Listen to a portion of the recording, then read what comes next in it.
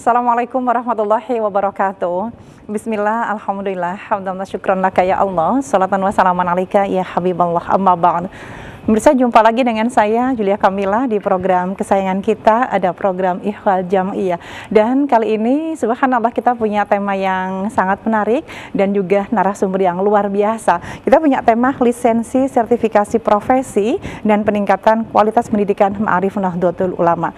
Telah hadir di ruang virtual dan studio ada narasumber saya. Segera kita sapa dulu Ketua LP Ma'arif NU Jawa Timur, ada Profesor Dr. Masdar Hilmi. Assalamualaikum Prof. Waalaikumsalam. Apa kabar? Masya Allah. Alhamdulillah baik. Mimpi apa sih kedatangan tamu yang keren? Baik. Dan di ruang virtual ada anggota Badan Nasional Sertifikasi Profesi BNSPRI. Kita sapa ada Bapak Miftahul Aziz. Assalamualaikum Pak Aziz. Waalaikumsalam. Mudah-mudahan nggak bosan dari tamu saya ya. Kapan hari sudah. Jadi luar biasa diskusinya. Sehat ya ini Pak Aziz? Alhamdulillah sehat Bu. Alhamdulillah, Masya Allah. Kita punya tema lisensi sertifikasi profesi dan peningkatan kualitas pendidikan Ma'arif NU. Izin saya ke Prof. Masdar dulu. Prof, judulnya ini lisensi sertifikasi profesi dan peningkatan kualitas pendidikan Ma'arif NU. Seperti apa ini? Maksud dari judul itu, Prof? Maksudnya adalah kita punya satu lembaga yang disebut sebagai lembaga sertifikasi profesi. Siap. Yang itu dikeluarkan surat keputusannya itu dari BNSP. Oke. Beliau ini yang jadi komisionernya Pak Miftahul Aziz ya. Kita selalu mempunyai program untuk melakukan sertifikasi terhadap berbagai macam keahlian yang ada di sekolah-sekolah kami, khususnya adalah sekolah-sekolah SMK. SMK itu jadi vokasi. Jadi ada 55 keahlian yang nanti kita akan distribusikan ke sekolah-sekolah sesuai dengan spesifikasi dan keahlian jurusan masing-masing atau prodi masing-masing. Dan kita juga udah punya para asesornya ya, yang memiliki sertifikat resmi dari BNSP. Kemudian juga tiap pergantian waktu, karena sertifikat mereka juga tidak berlaku seumur hidup, harus ada relisensi terus. Jadi perpanjangan. Kami selalu untuk tingkatkan agar para asesor kami ini punya sertifikat yang sesuai dengan keahlian masing-masing dan juga kebutuhan di lapangan, kira-kira begitu. Baik. Ini khusus untuk SMK begitu? Iya, mayoritas SMK. Ma'arif. Iya. Oke, baik. Ini kalau disampaikan kepada pemirsa, izin Prof, dari Jawa Timur, seluruh Jawa Timur ini istilahnya ada berapa SMK Prof yang memang sudah sudah bekerja sama atau sudah mengerjakan sertifikasi profesi ini? Ya, saya yakin jumlahnya sangat banyak ya, tapi yang jelas dari sisi nominal jumlah yang kita sertifikasi untuk tahun 2025 ini ada sekitar 1.800-an siswa kurang lebih. Dan untuk tahun depan itu malah meningkat berkali-kali lipat. Ada sekitar 7.500. Berkala berarti ya nih Prof ya? Terus ya, sesuai dengan nanti input dari para calon alumni dari SMK itu. Ada berapa, kita udah bisa membaca bahwa untuk tahun sekian insya Allah akan ada sekian, tahun depannya ada sekian. Terus secara berkala kita sesuaikan dengan jumlah input dari siswa ya yang terdaftar secara resmi di SMK masing-masing gitu. Artinya ini semua serentak dan dilakukan oleh se-Jawa Timur begitu Prof? Ya, se-Jawa Timur. Tapi memang serentak dalam pengertian untuk satu keahlian serentak, keahlian yang lain mungkin berbeda waktu. Kira-kira begitu. Jadi misalnya ada beberapa SMK yang punya jurusan perikanan dan kelautan ya. Itu kita utus misalnya beberapa asesor yang punya relevansi kepakaran atau keahlian di bidang itu ke sana untuk melakukan sertifikasi. Ada beberapa asesi atau beberapa siswa yang kemudian disertifikasi ya. Kemudian juga nanti kalau ada SMK-SMK lain dengan fokus yang berbeda, kita geser ke SMK lain. Misalnya elektro atau otomotif atau apa, sesuai dengan keahlian di prodi masing-masing, kira-kira gitu. Baik, matur nuwun. Kita geser dulu ke Dr. Aziz. Pak Dr. Aziz, izin anggota Badan Nasional Sertifikasi Profesi BNSPRI. Ini ada persyaratan khusus kah kalau mau jadi asesor? Ya, terima kasih. Jadi Siap. asesor kompetensi itu merupakan salah satu sumber daya sertifikasi kompetensi kerja nasional, di mana salah satu persyaratan lembaga sertifikasi profesi tadi yang disampaikan oleh Prof. Masdar bahwa Ma'arif Jawa Timur mempunyai LSP Ma'arif Jawa Timur, di mana lingkupnya adalah mensertifikasi calon lulusan SMK yang ada di bawah Ma'arif Jawa Timur. Untuk dapat dilisensi, itu salah satu persyaratannya adalah memiliki asesor kompetensi yang merupakan personil yang dapat ditugaskan untuk melaksanakan asesmen. Saat ini LSP Ma'arif itu mempunyai 268 asesor kompetensi yang terus harus memperbarui sertifikatnya per 3 tahun sekali. Per 3 tahun. Iya betul. Untuk memastikan apa? Untuk memastikan bahwa kompetensi, asesmen kompetensi yang dimiliki oleh para asesor ini terus terupdate dan terpelihara kompetensinya. Nah, apa sih syarat menjadi asesor kompetensi? Asesor kompetensi itu mengacu kepada skema sertifikasi nasional asesor kompetensi yang di dalamnya orang boleh disebut asesor kalau memiliki 3 kompetensi. Yang pertama adalah merencanakan asesmen, yang kedua adalah melaksanakan asesmen, yang ketiga adalah memberikan kontribusi dalam validasi asesmen. Nah, apa syaratnya? Syaratnya adalah mereka sudah memiliki kompetensi pada kualifikasi 3 atau setara. Jadi bisa saja dia SMK tapi pengalamannya sudah bertahun-tahun di bidang teknis, itu boleh jadi asesor. Yang penting tadi itu dilatih untuk memiliki 3 unit kompetensi tadi. Nah, termasuk bagaimana kemampuan dia menggunakan komputer, karena metode uji kan beberapa secara administrasi menggunakan hal tersebut. Artinya apa? Bahwa apalagi kalau kita ngelihat lulusan-lulusan SMK ini kadang tidak melanjutkan sampai jenjang D3 atau kuliah, tetapi dia juga bisa punya kesempatan menjadi asesor. Tetapi dengan mereka punya pengalaman teknis di bidang itu yang sudah memenuhi pada kualifikasi 3. Kita ngelihat beberapa kalau di otomotif, beberapa yang sudah menjadi kepala bengkel, mungkin dia tidak sampai S1 atau D3, bahkan lulusan SMK tapi bisa masuk ke situ karena pengalaman teknisnya. Masya Allah. Apa ya istilahnya? Jadi yang dibutuhkan ini memang ini vokasinya, kejuruannya begitu, keahliannya begitu ya, Dr. Aziz? Ya. Jadi kalau asesor itu wajib punya 2 kompetensi. Itu adalah kompetensi tadi, asesor kompetensi atau metodologi asesmen ya, dengan 3 unit kompetensi. Yang kedua dia harus punya kompetensi teknisnya. Teknisnya. Jadi kompetensi, misal dia menjadi asesor di bidang otomotif, maka dia harus punya kompetensi di bidang otomotif juga, selain kompetensi metodologi asesmen. Atau mungkin dia di bidang manufaktur, ya dia harus punya kompetensi di bidang manufaktur. Atau di bidang seni, dia harus punya kompetensi teknis di bidang seni, selain kompetensi metodologi asesmen tadi. Baik. Kemudian ini selama 260 ya, artinya itu asesor yang ada di Jawa Timur. Itu hanya yang ada di LSP P2 Ma'arif Jawa Timur. Oh, Masya Allah, LSP aja itu. LSP kita seluruh Jawa Timur. Iya. Menurut info malah sekarang ada penambahan ini Pak Aziz, ada 378 kalau di data terakhir ini, ada penambahannya. Udah bertambah lagi tuh Prof. Iya, 374. 374. Iya. Yang ada di LSP Ma'arif begitu Ma'arif intinya. Jawa Timur. Oh, Masya Allah. Okay. Baik. Oke, kita break sejenak, Dr. Aziz dan Prof. Masdar. Kita lanjutkan kembali pada segmen kedua dengan saya Yula Kamila, masih di program kembali Anda bersama kami di program Ikhwal Jam'iyah, dan alhamdulillah masih tersambung juga dengan kedua narasumber yang luar biasa, ada Prof. Masdar. Prof, izin Prof, urgensi dari sertifikasi profesi bagi para peserta didik ini apa sih Prof? Ya. Sebenarnya Prof. Urgensinya apa?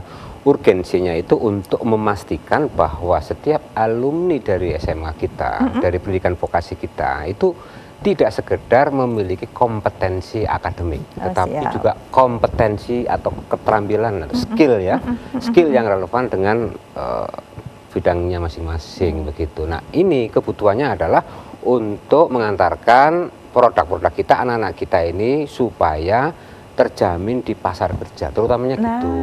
Itu dia. Ya, jadi para stakeholders kami yang ada di dunia industri, dunia usaha dan dunia industri atau DUDI, biasanya memang mengendaki bukan sekedar anak-anak kita ini mahir memiliki kompetensi akademik sebagaimana yang ada di dalam ijazah. Tapi juga ada bukti bahwa yang bersangkutan itu punya keterampilan, skill sesuai dengan yang tertera di dalam ijazah. Sehingga bisa disebut bahwa sertifikat itu merupakan pendamping ya dari ijazah yang menunjukkan kemampuan yang bersangkutan itu dalam soal penguasaan teknisnya, dalam keterampilannya. Jadi kalau ijazah itu mungkin hanya menunjukkan kapasitas kompetensi akademik yang sifatnya kognitif lah, kira-kira begitu. Kalau sertifikat itu menunjukkan kinerjanya, kemampuan penguasaan teknis di bidang masing-masing. Itulah yang diminta sama DUDI, dunia usaha dan dunia industri, gitu. Berarti itu tidak apa ya, sertifikat itu tidak jadi satu menempel dengan ijazah tersebut, tetapi menerima sendiri begitu lisensinya. Iya, berbeda. Oh, berbeda. Iya, berbeda. Kalau ijazah itu ya akademik murni. Tapi kalau sertifikat itu sesuai dengan bidangnya masing-masing. Keterampilan teknis ya. Sesuai dengan bidang masing-masing. Kalau yang otomotif ya otomotif, kalau elektro ya elektro, kalau yang kelautan ya kelautan, perikanan-perikanan, DKV itu ya. Desain komunikasi visual juga itu ya. Makanya kami juga harus punya asesor sebanyak mungkin dalam rangka mewadahi ya proses sertifikasi yang dibutuhkan oleh SMK kami yang ada di bawah. Gitu, dan alhamdulillah ada penambahan ya tadi yang disebutkan oleh Pak Aziz. 260 sekarang sudah menjadi 374. Iya, karena itu tadi. Iya, karena itu tadi. Kebutuhan ya, Prof? Kebutuhan yang ada di lapangan memang sangat besar. Baik. Di dunia usaha, sertifikat kompetensi ini memang sangat dibutuhkan?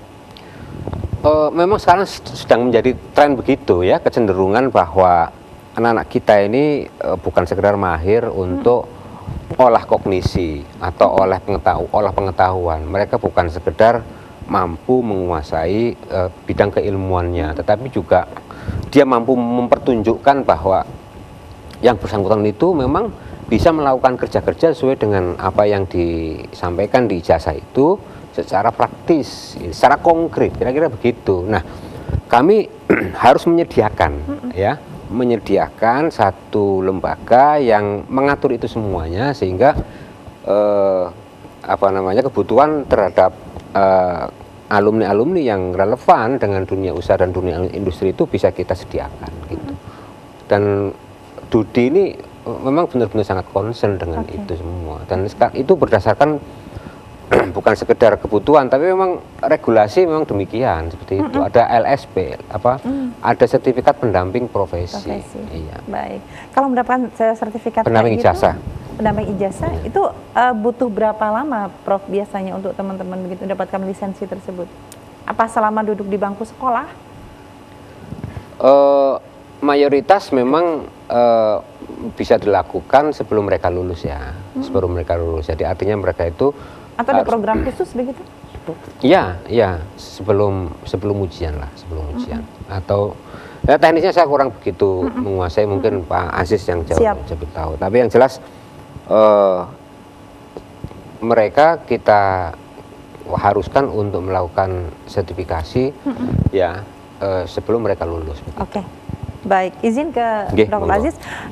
Dr. Aziz, izin untuk pelaksanaan sertifikasi profesi ini bagi peserta didik biasanya dilakukan pada masa-masa apa ini? Ya, jadi sertifikasi kompetensi untuk teman-teman di SMK ini, karena peran LSP ini sebagai di dalam regulasi diatur sebagai penjaminan mutu proses pendidikan vokasi dalam hal ini SMK, maka proses sertifikasi oleh LSP P2 Ma'arif ini dilakukan sebelum dia lulus. Jadi tetapi setelah mengikuti seluruh pembelajaran yang berkaitan dengan kompetensi, semisal tadi otomotif dia atau pengelasan sebagai welder gitu. Nah, setelah dia mengikuti pendidikan pengelasan, kurikulumnya, kemudian dia melakukan praktek, nah terakhir dia dilakukan sertifikasi kompetensi. Jadi memang sebelum dinyatakan lulus atau sebelum mendapatkan ijazah, tapi sudah menyelesaikan seluruh mata pelajaran dan sudah melakukan praktek bahkan magang sehingga baru dapat pengakuan kompetensi. Baik, di sana dibutuhkan pakai ada seperti kayak kerja lapangan, turun langsung praktek begitukah? Apakah memang hanya sekedar teori saja begitu Pak Dr. Aziz? Ya, jadi kalau kita bicara kompetensi itu artinya kita bicara 3 hal yang terintegrasi. Pertama apa? Pengetahuan. Yang kedua adalah keterampilan, yang ketiga adalah attitude atau sikap kerja atau sering disebut sebagai soft skill. Artinya apa? Kalau dinyatakan kompeten itu bukan berarti bukan hanya dia pinter atau tidak pinter, terampil atau tidak terampil, tetapi dia juga secara pengetahuan itu kompeten, secara keterampilan kompeten, termasuk pada sikap kerja. Nah, untuk mendapatkan penilaian integrasi kompetensi tadi, maka metodenya berbagai macam. Tetapi kalau untuk pada lulusan vokasi, yang lazim digunakan adalah pendekatan tugas praktek demonstrasi. Jadi memang dia melakukan praktek berdasarkan kompetensi yang diperlukan. Semisal dia welder gitu ya, praktek ngelas, tidak bisa hanya ditanyakan, oh bagaimana cara mengelas, tidak bisa. Jadi memang mensyaratkan bagaimana dia asesor itu mendapatkan tadi itu bukti bahwa yang diuji itu memenuhi kompetensi pada pengetahuan, keterampilan, dan sikap kerjanya. Dan itu bisa didapatkan kalau dia melakukan praktek di tempat uji kompetensi yang dimana peralatannya juga relevan dengan pekerjaannya. Jadi tidak mungkin dia skemanya otomotif, tapi dia diuji di ruang kerja nggak ada prakteknya, tidak ada alatnya, itu tidak. Baik. Sejauh ini untuk lisensi sertifikasi profesi yang ada di Jawa Timur, berapa ragam ini Pak Dr. Aziz untuk profesinya, artinya skillnya, kompetensinya begitu? Banyak banget. Kalau di LSP P2 Ma'arif sendiri sudah terlisensi 62 skema sertifikasi yang terdiri dari berbagai rumpun profil lulusan dari konsentrasi keahlian yang ada di SMK yang ada di Ma'arif di Jawa Timur. Jadi memang kira-kira begini, profil lulusan SMK itulah yang dikembangkan menjadi skema sertifikasi. Dan kalau di SMK, Direktorat PSMK, Kementerian sekarang di Dasmen ya, itu juga melakukan pembinaan termasuk penataan profil lulusan daripada SMK. Sehingga di PSMK itu merilis skema sertifikasi totalnya ada 300-an lebih yang bisa diambil opsi oleh LSP SMK. Salah satunya adalah LSP P2 Ma'arif Jawa Timur. Oh, Masya Allah, baik.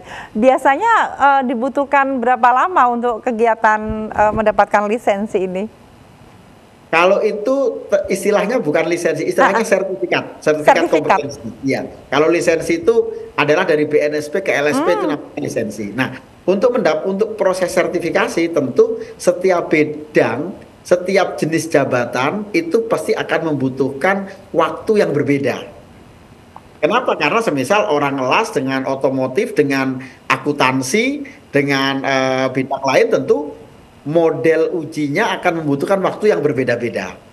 Termasuk semisal konstruksi, orang pasang batu bata dengan orang memasang merangka besi, itu juga pasti berbeda. Nah, makanya di dalam materi uji kompetensi atau sering disebut sebagai instrumen assessment, itu di situ sering muncul waktu yang digunakan untuk praktek berapa lama. Apalagi kalau semisal di bidang otomotif mengacunya kepada manual book yang ada. Semisal Honda, untuk orang servis itu berapa lama? Oh, 2 jam servis ringan. Maka prakteknya harus maksimal, dia 2 jam itu selesai. Karena kalau enggak nanti semisal kalau kita masuk bengkel ya ada tulisan bila servis tidak selesai 1 jam servis gratis. Nah, kalau artinya nanti tenaga kerjanya tidak bisa melakukan pekerjaan 1 jam, bisa bangkrut itu bengkelnya. Gitu. Kompetensi yang dicapai oleh siswa-siswa tersebut harus memenuhi standar industri. Sehingga apa? Ketika nanti dia lulus dapat bersaing di pasar kerja karena dia sudah dapat melakukan pekerjaan sesuai dengan standar industri. Siap. Ada enggak begitu Pak Dr. Aziz, teman-teman yang dapatkan sertifikat terus mereka nggak lulus begitu? Artinya nggak dapat sertifikat? Ya. Pasti ada. Kenapa? Karena tadi itu fungsinya LSP ini adalah penjaminan mutu. Jadi memang kacamata kuda, kalau memang belum kompeten ya nggak bisa. Cuman bedanya adalah begini, pada saat asesmen itu, semisal nih ada 10 kriteria. Iya. Pada dia belum kompetennya itu pada kriteria yang mana? Maka biasanya yang nanti akan diberikan penambahan kompetensi oleh lembaga pelatihan atau SMK-nya, dia dapat kesempatan untuk uji ulang, untuk mengganti yang tadi belum kompeten. Ada mekanisme begitu. Jadi kalau asesor itu kalau menguji pada saat semisal nih, ada 10 kriteria yang harus dicapai. Ternyata pada saat diuji, yang kompeten itu hanya 8, yang 2 BK, belum kompeten. Ini asesor wajib memberikan rekomendasi untuk dapat anak ini kompeten pada 2 yang BK tadi, caranya seperti apa? Apakah dilatih lagi atau praktek lagi sebelum dia diuji? Sehingga itu salah satu kewajiban asesor di dalam sistem kompetensi. Baik, Masya Allah. Jadi bisa dikatakan sampai berhasil, begitu, sampai selesai begitu ya, Pak Dr. Aziz? Ya, jadi ada, artinya bukan harus kompeten semua, tidak. Tetapi kalau dinyatakan belum kompeten, asesor punya kewajiban untuk memberikan rekomendasi agar dia dapat mencapai kompetensinya, dia harus ngapain. Sehingga nanti itu akan menjadi, kalau di SMK maka menjadi rekomendasi ke sekolahnya, bagaimana cara mengantarkan siswanya agar bisa mencapai level kompetensinya. Baik, Matur nuwun. Izin kita jeda sejenak dan kembali berbincang dengan Prof. Masdar. Ini yang punya ma'arif, yang punya ma'arif, karena beliau ketuanya. Ya bukan lah. Prof, izin ini bagaimana integrasi antara nilai-nilai ke-NU-an begitu, Prof, dengan standar kompetensi profesi dalam dunia pendidikan di ma'arif gitu. Kalau tepatnya sebenarnya bukan soal integrasi karena ideologi ke-NU-an dengan keahlian atau kepakaran di bidang teknis itu nyambung, tidak seperti itu ya. Nah, konteks integrasinya adalah anak-anak ini biar menjadi produk ataupun alumni SMK yang kompeten di bidangnya, punya kemampuan teknis dan mampu memperlihatkan keahliannya ya.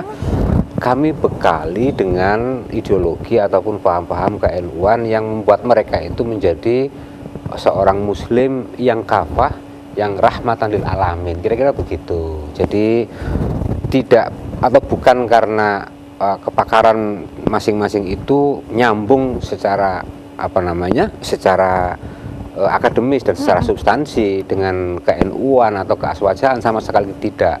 Tapi kami berkewajiban untuk memastikan bahwa anak-anak kami ini memiliki pemahaman keagamaan yang moderat ala an-nahdiyah, aswaja an-nahdiyah, sehingga kita pastikan bahwa alumni-alumni SMK di bawah kami ini adalah alumni yang di samping ahli di bidangnya, mereka kompeten, ditunjukkan dengan kemampuan sertifikasi, juga mereka itu adalah merupakan pribadi-pribadi yang religius, yang rahmatan lil alamin, tidak terinfeksi atau tidak terkontaminasi dengan ideologi-ideologi yang macam-macam, ya, kira-kira begitu. Siap. Kemudian kalau di Ma'arif sendiri untuk SMK ini wajib ya Pak, semua siswa mengikuti sertifikasi profesi? Ya harus, karena otomatis, karena itu tuntutan dunia usaha kita, tuntutan industri kita memang seperti itu, mau tidak mau ya itu sebuah keharusan gitu. Kecuali kalau misalnya memang sudah ada perubahan regulasi yang tidak mengharuskan mereka dan itu memang secara akademik tidak terlalu penting buat mereka, nggak dibutuhkan lagi, ya silakan saja gitu. Jadi itu yang meyakinkan kami untuk terus meningkatkan kapasitas SDM kami dalam rangka membekali para asesor dengan kemampuan-kemampuan atau dengan skema keahlian yang relevan dengan bidang-bidang yang ada di SMK-SMK itu. Oke, baik, sepakat. Geser ke BNSPRI. Nah, Pak Dr. Aziz, izin untuk memastikan kredibilitas dan validitas sertifikasi di tingkat nasional hingga internasional, ini apa yang dilakukan oleh teman-teman BNSPRI begitu? Ya, jadi kalau kita bicara tentang mobilitas tenaga kerja, baik di nasional maupun apalagi di internasional, itu dikenal dengan berkaitan dengan sertifikasi dikenal sebagai recognize, yaitu saling pengakuan. Nah, atau disebut sebagai MRA, semisal perjanjian kita dengan ASEAN, perjanjian kita dengan beberapa negara. Nah, oleh karena itu di dalam mandat regulasi yaitu PP 10 tahun 2018 tentang BNSP, salah satu tugas dan fungsi BNSP adalah melakukan kerjasama dalam konteks harmonisasi saling pengakuan terhadap produk sertifikasi kompetensi. Nah, sehingga per hari ini alhamdulillah tidak ada satu negara pun yang menolak sertifikat kompetensi yang diterbitkan oleh LSP yang terlisensi oleh BNSP. Kenapa? Karena mekanisme MRA atau kerjasama saling pengakuan tadi, dimanapun itu ada mekanisme yang harus menerapkan dua prinsip, yaitu setara dan saling pengakuan. Nah, termasuk misal kalau di level bidang, semisal bidang welder ya, itu kami terakhir 2022 itu harmonisasi dengan Korea Selatan, dengan Hyundai, dengan Samsung untuk jabatan welder. Semisal di ASEAN pariwisata, tenaga kerja kita diterima di berbagai negara, konstruksi semisal di berbagai negara. Nah, itu artinya apa? Memang mekanisme recognize atau saling pengakuan antar negara itu harus menerapkan dua prinsip tadi, setara dan saling pengakuan. Sehingga kalau semisal ada tenaga kerja kita, semisal ke luar negeri di syarat kompetensi tertentu, itu dengan sertifikat yang diterbitkan oleh LSP yang terlisensi BNSP otomatis memenuhi syarat tersebut. Ini kalau bilang di tingkat nasional hingga internasional berarti bagi yang membutuhkan saja, begitu Dr. Aziz? Dalam beberapa konteks ada profesi-profesi yang boleh keluar masuk antar negara itu wajib memiliki bukti kompetensi. Baik. Kenapa? Karena itu kok sertifikat kompetensi ini kan tidak sekedar legal hukum, dokumen legal, tetapi merupakan jaminan kompetensi yang artinya jaminan produktivitas dan alat daya saing. Nah, sehingga inilah kita harapkan ketika lulusan SMK ini kita bekali sertifikat kompetensi, dia punya senjata lebih nih untuk masuk bersaing di pasar kerja. Oleh karena itu, skema-skema sertifikasi atau sertifikat kompetensi tadi harus relevan dengan kebutuhan pasar kerja. Jangan sampai ada skema sertifikasi orang dinyatakan kompeten, punya sertifikat, tapi nggak ada pekerjaannya. Nah, ini tidak boleh. Kenapa? Karena tidak relevan dengan pasar kerja. Oleh karena itu, pengembangan sertifikasi kompetensi baik di SMK maupun yang lain itu berdasarkan standar kompetensi kerja yang memang di situ disepakati baik oleh pemerintah maupun dengan industri. Baik, terima kasih penjelasannya Pak Dr. Aziz. Saya geser ke studio dulu, Prof. Iya. Masya Allah. Apa ya istilahnya untuk lisensi ini bagi ma'arif, kalau menurut Profesor Masdar ini ada perbedaan nggak antara yang di lembaga umum, katakanlah yang di luar ma'arif begitu? Ada perbedaannya mungkin? Mungkin secara fundamental tidak ada perbedaan, ya, karena saya kira berlaku semuanya, berlaku universal. Misalnya SMK-SMK yang berada di sekolah-sekolah swasta umum, saya yakin pasti juga sama persyaratan mereka untuk masuk bersaing di pasar kerja. Karena memang ini sudah permintaan pasar secara universal, maka kami juga mengikuti, kami justru mengikuti tren mereka begitu. Jadi kalau tidak mengikuti, maka kami akan ditinggalkan oleh pasar atau ditinggalkan oleh calon siswa gitu. Karena itu merupakan satu jaminan bahwa alumni itu nanti akan kami hantarkan secara penuh ya, secara full, bukan sekedar mereka itu menguasai secara kognitif ya, tetapi juga secara psikomotorik dan juga afektifnya. Jadi kira-kira begitu. Jadi saya yakin ini merupakan fenomena universal. Kemudian apa istilahnya support dari ma'arif sendiri ini berkelanjutan terus ya Prof, untuk apa dari teman-teman asesor sendiri, kemudian meningkatkan kompetensinya begitu? Kami sungguh sangat support full semua kebutuhan yang dilakukan oleh LSP kami, gitu ya. Jadi LSP itu berada di bawah naungan Ma'arif Jawa Timur. Dia punya body, dia punya struktur kepengurusan dan organisasi, dia punya direktur sendiri. Oh, Masya Allah. Jadi saya sebagai ketua Ma'arif itu menjadi dewan pengarah, begitu. Dia ada direkturnya sendiri. Jadi sebenarnya direktur inilah yang setiap hari itu manage dan mengelola LSP itu sesuai dengan dinamikanya, sesuai dengan kebutuhannya. Jadi ada berapa asesor, kemudian ada berapa asesor yang akan habis lisensinya, ada berapa lagi kebutuhan yang perlu kita rekrut dan lain sebagainya. Ini memang ada di LSP ini. Jadi bukan langsung di Ma'arif. Iya. Tapi nanti sebagai lembaga yang memberikan surat rekomendasi, ya, kami punya andil juga, kami punya share terhadap keberadaan LSP itu. Dan secara administrasi memang LSP kami itu berkantor di LP Ma'arif Jawa Timur juga. Sama di situ. Sama di situ. Oke. Gitu. Baik. Izin share dulu ke Pak Dr. Aziz. Bisa disampaikan closing statement dari panjenengan, monggo, dari BNSP RI, silahkan. Sertifikasi kompetensi ini kalau kita dalam pandangan saya adalah hak setiap warga negara, termasuk lulusan vokasi SMK Ma'arif. Masya Allah. Sekali kita penuhi hak lulusan vokasi Ma'arif, khususnya Ma'arif SMK Ma'arif Jawa Timur. Mudah-mudahan ini bisa menjadi alat daya saing mereka bersaing di pasar kerja. Siap. Berarti presenter juga boleh ikut BNSP? Oh, pasti boleh. Oke, siap. Terima kasih Pak Dr. Aziz. Terima kasih, Masya Allah. Baik. Prof. Masdar, izin. Tantangan bagi Ma'arif sendiri dengan LSP ini seperti apa? Tantangan yang paling kelihatan ke depan itu adalah soal perkembangan kompetensi yang saya yakin selalu akan berubah dan berkembang sesuai dengan kebutuhan zaman, begitu.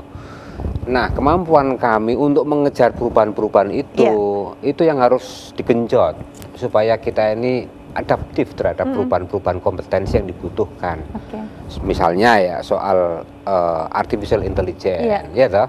Betul. Nah, bagaimana kita menyikapi ya keberadaan artificial intelligence ini dalam konteks proses sertifikasi yang sudah berjalan.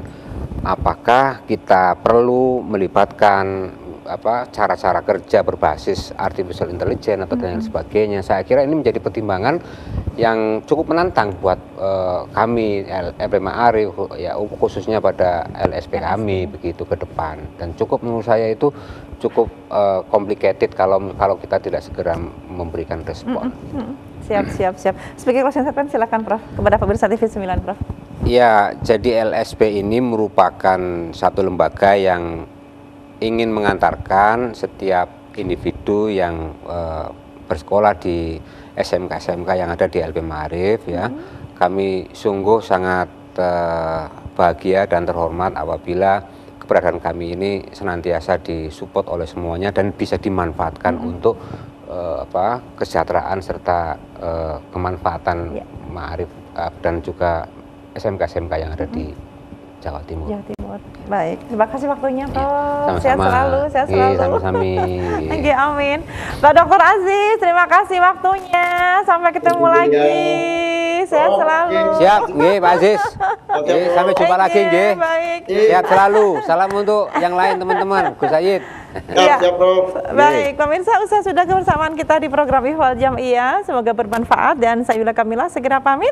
Wallahul muwafiq ila aqwamit thoriq. Wassalamualaikum warahmatullahi wabarakatuh. Waalaikumsalam warahmatullahi wabarakatuh.